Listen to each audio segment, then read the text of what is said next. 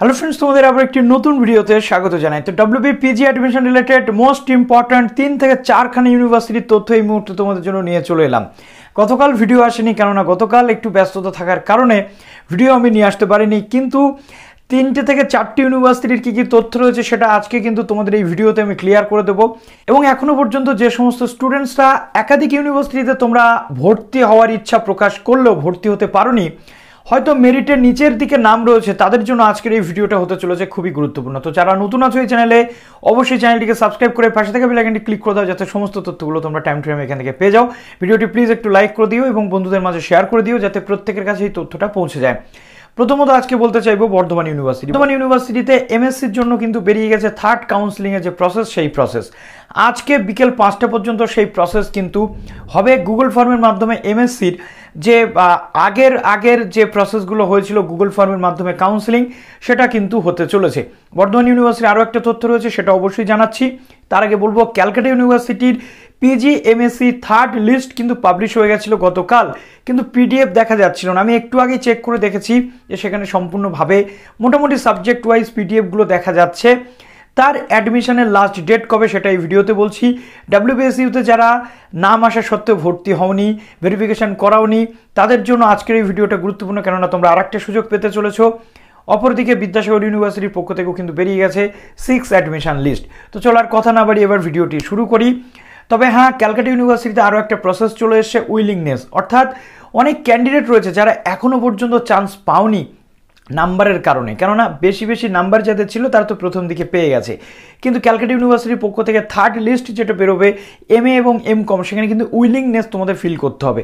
তোমার নাম 300 নম্বরে থাকুক, তোমার নাম 500 নম্বরে থাকুক, তোমার নাম 200 নম্বরে থাকুক, তোমাকে কিন্তু উইলিংনেস যে ফর্ম সেটা ফিল করতে হবে এবং ফর্ম ফিল করে ইউনিভার্সিটিতে মেল করতে হবে, যাতে তোমাদের পরবর্তী যে থার্ড লিস্ট আসবে, যাতে তোমাদের পরবর্তী যে লিস্টগুলো আসবে থার্ড লিস্ট MA এবং MCom-এর, সেখানে নাম নথিভুক্ত হতে পারে। যারা এই উইলিংনেস ফর্ম ফিল আপ করবে না, তারা কিন্তু পরবর্তী লিস্টের জন্য চান্স পাবে না, এবং পরে আর চান্স পাবে কিনা সেটাও সন্দেহ। সুতরাং প্রত্যেককেই কিন্তু এটা করতে হবে। তো চলো এবার অনস্ক্রিন তোমাদেরকে দেখিয়ে দিই। প্রথমে চলে আসছি ক্যালকাটা ইউনিভার্সিটি। ক্যালকাটা ইউনিভার্সিটিতে MSc-তে চলে এসছে থার্ড সিলেকশন লিস্ট, যেটা দেখো থার্ড লিস্টে আমরা জাস্ট এই করে দিলাম ক্লিক করে দেওয়ার সাথে সাথে PHCU অর্থাৎ যে তোমাদের থার্ড লিস্টের যে অ্যাডমিশন প্রসেস, দেখো এখানে কিন্তু চলে এসছে।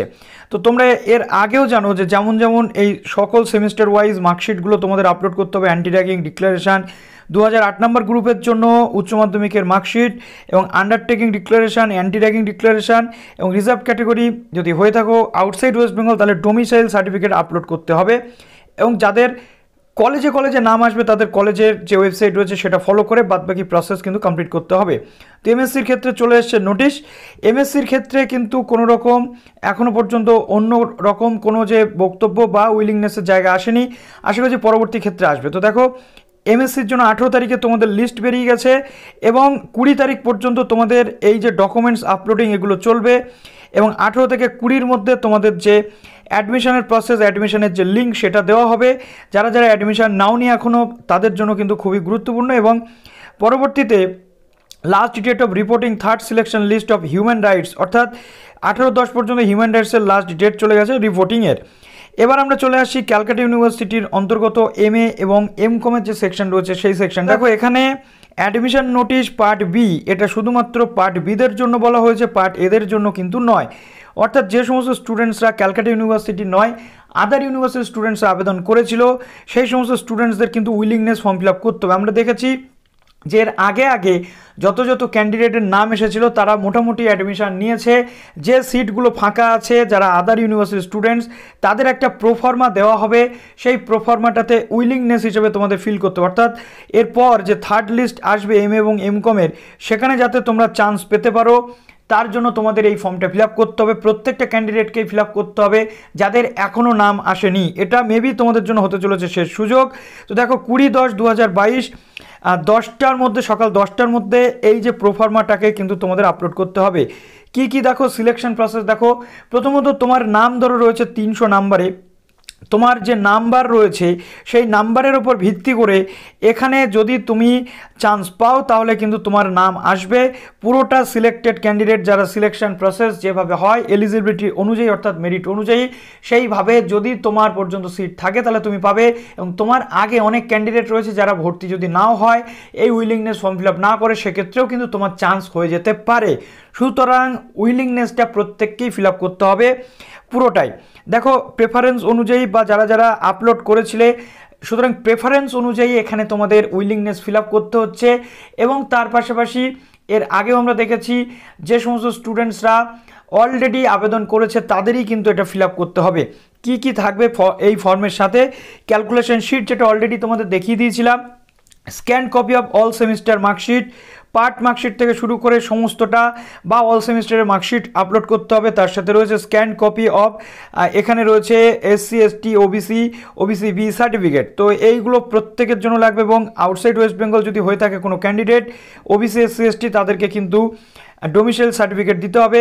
এবং ডিপার্টমেন্ট ওয়াইজ ইমেল অ্যাড্রেস এখানে দেওয়া রয়েছে। এই ইমেলগুলোতে তোমাদের এই যে উইলিংনেসটার সাথে সাথে এই ডকুমেন্টসগুলো দিয়ে কিন্তু মেল করে দিতে হচ্ছে। দেখো প্রত্যেকটা কলেজ স্ট্রিট ক্যাম্পাসে যে সাবজেক্টগুলো রয়েছে সেই সাবজেক্টগুলো এখানে তোমাদের অ্যাড্রেসে তোমাদের কিন্তু পাঠাতে হচ্ছে। এছাড়াও আলিপুর ক্যাম্পাসে যে সাবজেক্টগুলো পড়ানো হয় all group of Alipore campus 315 থেকে 24 তাদেরকে এই মেল অ্যাড্রেসে কিন্তু পাঠাতে হচ্ছে। তো এইভাবে তো পুরো প্রসেস তোমাদের করতে হবে। দেখো অ্যাডমিশন ডিক্লারেশন ফর্মটা একটু তোমাদেরকে দেখিয়ে দিচ্ছি, অলরেডি তোমরা দেখে নিয়েছো, তবু একবার তোমাদেরকে দেখিয়ে দিচ্ছি যাতে তোমাদের প্রবলেমটা না হয়। তো দেখো এটাকে তোমরা কিন্তু আপলোড করতে পারবে অর্থাৎ এডিট করতে পারবে। দেখো আমি এখানে কিন্তু এডিট ফরম্যাটে নিয়ে চলে এসেছি।